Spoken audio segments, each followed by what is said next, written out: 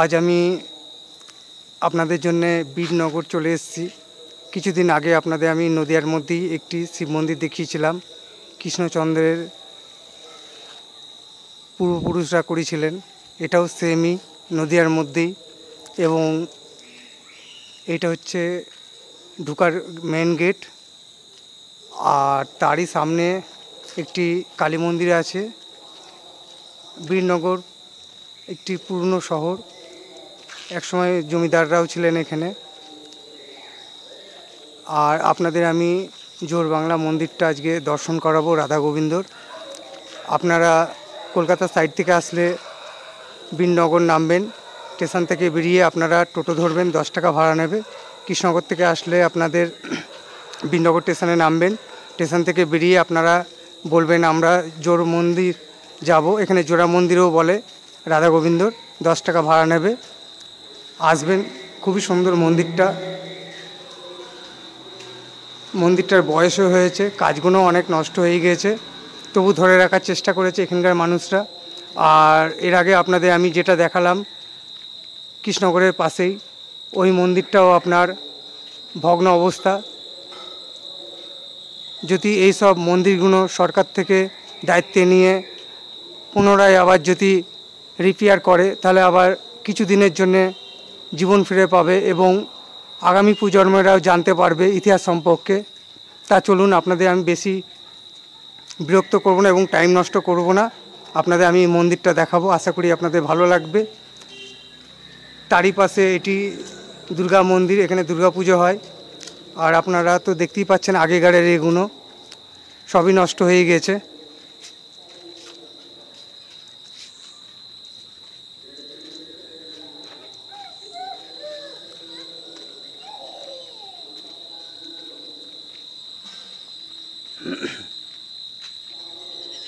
এখানে দুর্গা পুজো হয়।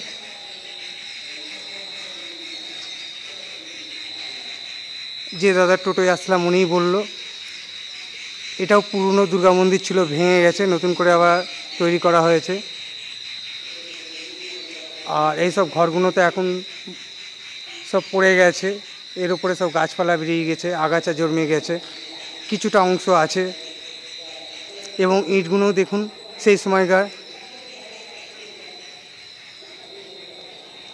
1.5 ইঞ্চি 2 ইঞ্চি। এবার আপনাদের আমি মন্দিরের সাইডটাকে ঘুরিয়ে দেখাবো, তারপর আপনাদের বিগ্রহ দর্শন করাবো। যদিও গেটে তালা দেওয়া আছে, আশেপাশে মানুষদের আমি জিজ্ঞাসা করলাম, পুরোহিত মশাই সন্ধ্যে 8টায় আসবে, সেই সময় পুজো হবে। তা অতক্ষণ তো আমার থাকার উপায় নেই, ওয়েদারও ভালো না। এটাই হচ্ছে জোড়া বাংলা মন্দির।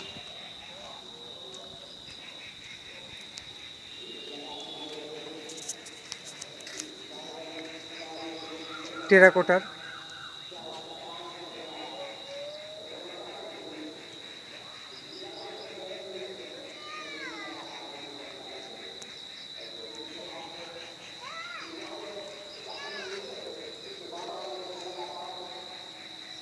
এর আগের দিনে শিব মন্দিরটা ছিল 4 চালা, এটা 2 চালা এবং জোড়া মন্দিরটা এই যে মাঝখান দিয়ে।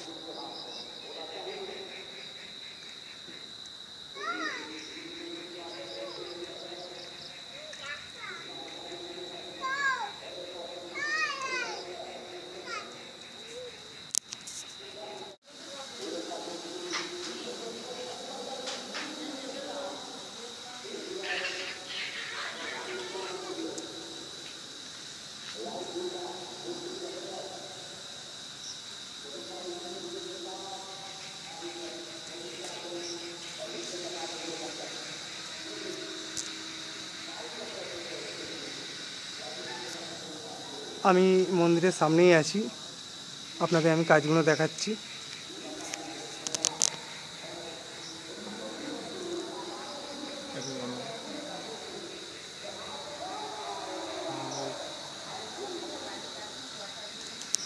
আপনারা, আমি নিচের দিকটা দেখাচ্ছি, এখানে ঘোড়া দেখতে পাচ্ছেন, কিছু সৈন্য দেখতে পাচ্ছেন এবং রাজামশাইও আছে পালকিতে। এইসব কাজগুলো তো এখন হারিয়ে যেতে বসেছে। তারই উপরে আপনারা এইগুলো রাজহাঁস দেখছেন, আর এইখানে শ্রীকৃষ্ণ।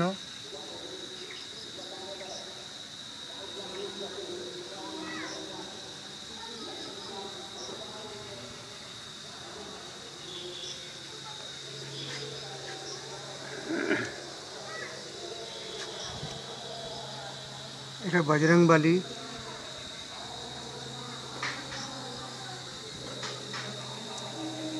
এখানে সবই দেবদেবীর ছবি দেওয়া আছে।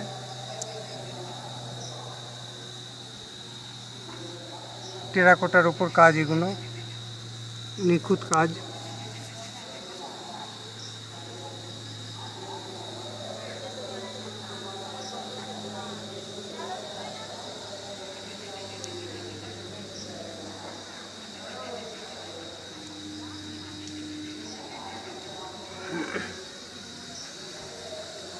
এখানেও আপনারা দেখতে পাচ্ছেন ছোট ছোট শিবলিঙ্গ আছে মন্দিরের সামনের উপর এবং জোড়া টিয়া।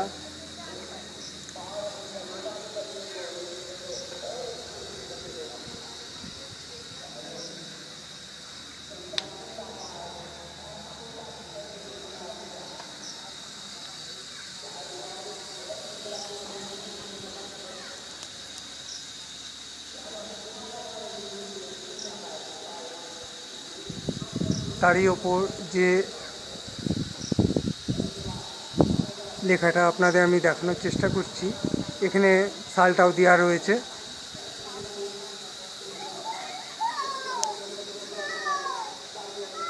আমাদের নদিয়ার মধ্যে এত সুন্দর মন্দির অনেকেরই হয়তো জানা নেই।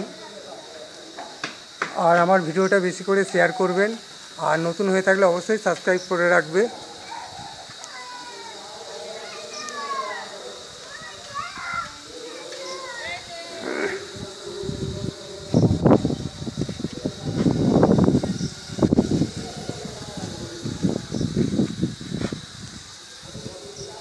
এটা মন্দিরের সাইডটা।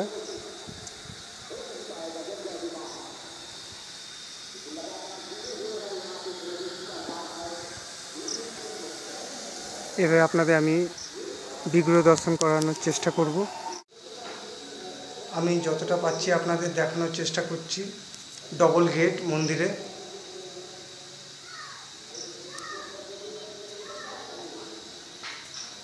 এখানে গোপীনাথ আছে, রাধারানী আছেন, ছোট ছোট লাড্ডু গোপাল রয়েছে, শিবলিঙ্গ রয়েছে।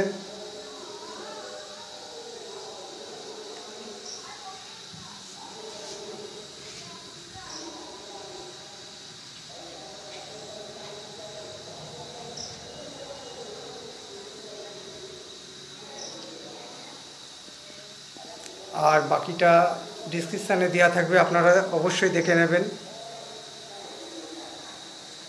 তার একবার বাইরেটা ঘুরিয়ে আপনাদের আমি রাধা গোবিন্দ দর্শন করিয়ে আমার ভিডিওটা শেষ করব। দেখতেই পাচ্ছেন আকাশে প্রচণ্ড মেঘ। আর এই মন্দিরটি তৈরি হয়েছে 1616 বঙ্গাব্দে, এবং যিনি নির্মাণ করিয়েছিলেন রামেশ্বর মিত্র।